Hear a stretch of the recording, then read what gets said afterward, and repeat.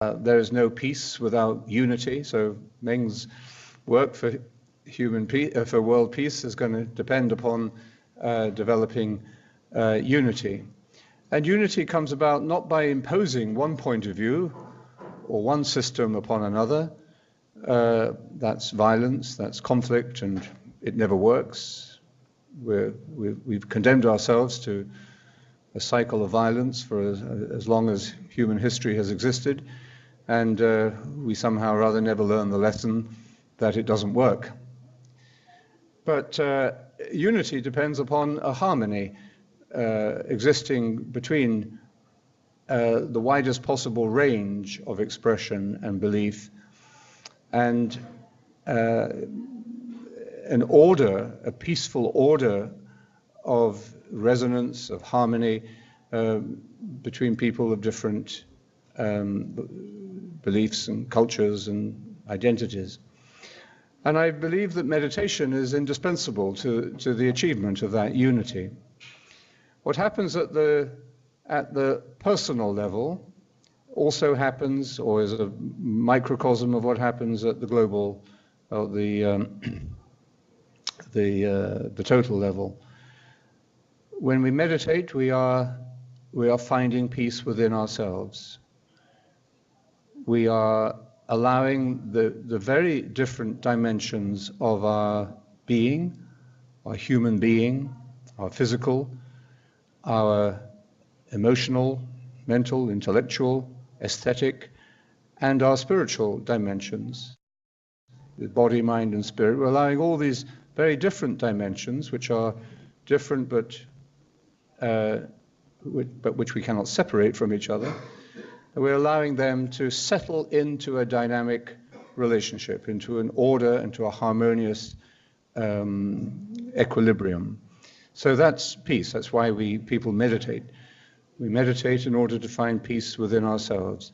But as we find peace within ourselves, we become more consciously active agents in the human family of which we are members. And therefore we are able to recognize our responsibilities to that family. We become less self-centered, less egocentric. We begin to see that the peace that I'm feeling sets me free to be able to be of service to others. And that's the release of this capacity for compassion, of empathy, and of recognizing I have certain gifts that might be useful to other people. And even in using those gifts, I'm not only developing my own potential, but I am being of practical service to others. So I think we are able more and more consciously to see meditation as an essential ingredient of this unfolding adventure of human consciousness, which is speeding up in front of our eyes at this moment in our history. It's a critical moment. We live in a time of crisis. I was taking part recently in a conference on the environment among scientists who are proposing different models and different ways of dealing with the crisis. And they pretty much agree on the science, not upon the predictability of the models, but upon the science. But of course, the major problem is getting the will, or the common mind, among all the interested parties on our planet, all of them pursuing their own nationalistic objectives and economic objectives without much reference to each other or to the available resources on the planet. So the spiritual element, for example, in the environmental issue, seems to me to be about creating this common mind, this sense, this vision of unity. And it's not, just a theoretical idea. It has to be felt as an experience. It has to be something that you identify with, that you know you are part of this whole, not just by looking at it and coming to a nice platitude, a nice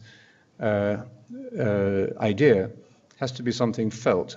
In other words, it has to move from being an idea, which has a short shelf life, in our consciousness. Ideas pass through our minds, and very quickly they're nudged along or nudged out by the next idea. Ideas also tend to create a lot of conversation. You present one idea and somebody's going to question it, analyze it, or confront it. So ideas, of course, can get things started. Good ideas, on the other hand, are pretty cheap. What you need after the idea is insight. And it's insight that represents a transformative experience in consciousness. When you've come to an insight, you know something. You know it even though you may not be able to prove it yet. And many of the great scientific breakthroughs of the modern period have come about in that way. The research scientist, while taking a shower or having a snooze, comes to an insight into the real pattern of the work they're doing, and they can't quite understand it yet, they can't quite put it together or explain it, but the insight has led them to a new level of understanding and of knowledge.